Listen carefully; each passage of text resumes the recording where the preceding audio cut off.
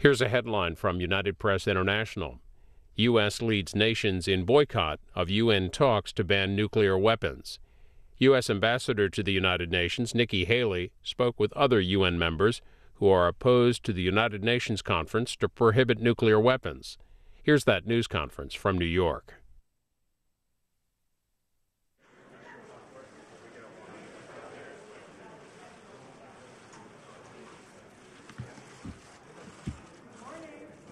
Morning. How is everyone? Happy Monday. We've got a lot of people piling in, so we're just going to let them get ready. Y'all come on in close. Love each other. Come on in closer, closer, closer. Okay, first of all, thank you very much for being here. We wanted to stand here basically just to have our voices heard. The first thing I want to say is you know me as the U.S. Ambassador to the UN. But first and foremost, I'm a mom, I'm a wife, I'm a daughter. And so I always think of my family first, as every one of the people behind me do as well. Then we go and we look at our positions. And what are we supposed to do in our jobs? Our jobs is to protect the people in our country, keep them safe, keep the peace, and do it in a way that brings no harm. Every one of the people behind me, that's our number one goal. That's the goal of our countries. So now, suddenly the General Assembly wants to have a hearing to ban nuclear weapons. As a mom, as a daughter, there is nothing I want more for my family than a world with no nuclear weapons. But we have to be realistic. Is there anyone that believes that North Korea would agree to a ban on nuclear weapons? So what you would see is the General Assembly would go through, in good faith, trying to do something, but North Korea would be the one cheering, and all of us and the people we represent would be the ones at risk. And so we've always said the United States thinks it's important to defend the citizens of our country, but just as important to defend our friends, our allies, and the rest of the countries that want peace in the world. Is it any surprise that Iran is supportive of this? It's not. And so what I will tell you is you are going to see almost 40 countries that are not in the General Assembly today. And that's 40 countries that are saying, in this day and time, we would love to have a ban on nuclear weapons. But in this day and time, we can't honestly say that we can protect our people by allowing the bad actors to have them, and those of us that are good trying to keep peace and safety not to have them. And so with that, what we will continue to do is we all believe in the non-proliferation treaty. We all want to move forward. The United States has reduced its weapons by 85%. Is how much we've already reduced since the non-proliferation treaty went into place. We're going to continue to do that. We're going to continue to follow that. All of us are going to continue to do that. But today, when you see those walking into the General Assembly to create a nuclear weapons ban, you have to ask yourself, are they looking out for their people? Do they really understand the threats that we have? I, in good faith, think they want to look out for their people. But I also know that everybody behind me has to be realistic. And our job is to keep our people safe. And that's what we're going to continue to do. So while we couldn't have everyone speak today, we do have a couple of people, and I want to turn it over to my friend, Ambassador Matthew Rycroft from UK. Thank you very much, Nikki, for convening this initiative.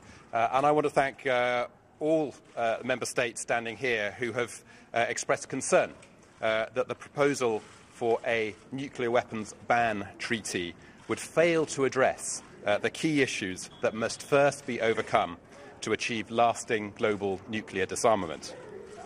My country, the United Kingdom, is completely committed to the long-term goal of a world without nuclear weapons. And we recognise that we have obligations, as every country does, under the Nuclear Non-Proliferation Treaty, in our case, under all three pillars of that treaty. And we have a strong record that we are proud of on nuclear disarmament. we've reduced the size of our nuclear forces by over 50% since the height of the Cold War. The UK is not attending the negotiations on a treaty to prohibit nuclear weapons because we do not believe that those negotiations will lead to effective progress on global nuclear disarmament. They cannot and will not work. The British government firmly believes that the best way to achieve the goal of global nuclear disarmament is through gradual multilateral disarmament negotiated using a step-by-step approach and within existing international frameworks. A step-by-step approach to global nuclear disarmament is what we need to build trust and confidence. It will provide for tangible steps towards a safer and a more stable world where countries with nuclear weapons feel able to relinquish them.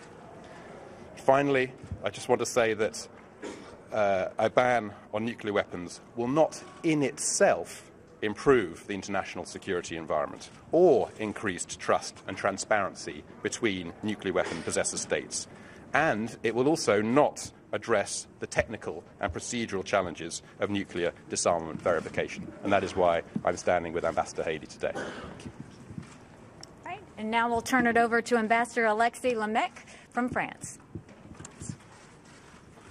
Thank you, Nikki. Thank you, Matthew. Good morning, everyone. Let me now tell you a few words about the French perspective on this issue. My country, France, remains committed to nuclear disarmament and has undertaken substantial and concrete efforts in support of nuclear disarmament over the last years. France has ceased, definitely, nuclear testing and dismantled its testing sites. France has irreversibly ceased fissile material production for its nuclear weapons. And France has reduced by half its nuclear arsenal.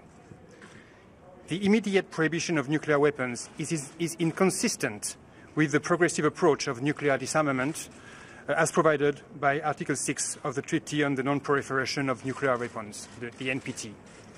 Moreover, the security conditions for a prohibition treaty are not met. In the current perilous context, considering in particular the proliferation of weapons of mass destruction and their means of delivery, our countries continue to rely on nuclear deterrence for security and stability. The only way to achieve real nuclear disarmament is to pursue a step-by-step approach in a way that provides undiminished security for all. This should take into account all factors that affect strategic stability. We are also concerned that a nuclear weapons ban treaty will divide the parties to the NPT, which remains the cornerstone of our collective security system. France will therefore not participate in the negotiation on a nuclear ban treaty along with other partners. However, we will pursue our efforts in favor of international security and stability, including non-proliferation. We will focus. Yes, yeah, it looks like. We will focus on practical steps in favor of nuclear disarmament efforts, and we will participate actively in the upcoming discussion in 2017 and 2018 at the United Nations to prepare the negotiation at the Conference on Disarmament of a treaty banning the production of fissile material for nuclear weapons, what is called the Fissile Material Cut-Off Treaty. The early entry into force of the Comprehensive Test Ban Treaty, continuous reduction of US-Russia strategic arsenals are also important priorities, as well as efforts in favor of the verification of nuclear disarmament. I thank you. Thank you, Alexei. And so with that, I stand here as a family member with all of these family members who want to keep our families safe, who want to keep our country safe, and who want to keep our allies safe. And so we stand here united in the fact that one day we will be standing here. And one day we will hope that we're standing here saying we no longer need nuclear weapons. But today, in this day and time, in the situations that we're in, we unfortunately don't have the ability to do that. So I want to thank all of the countries that will not be attending today. Those almost 40 countries are showing their commitment to their people, their commitment to their countries, and their commitment to safety and freedom and peace in the future. So thank you very much. We appreciate it. Thank you very much. I appreciate it. Thank you.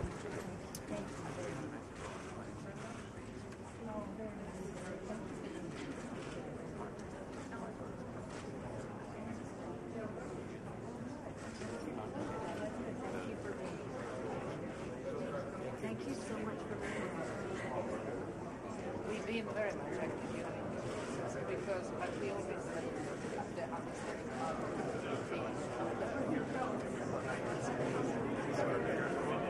we have to survive. All right, thank you.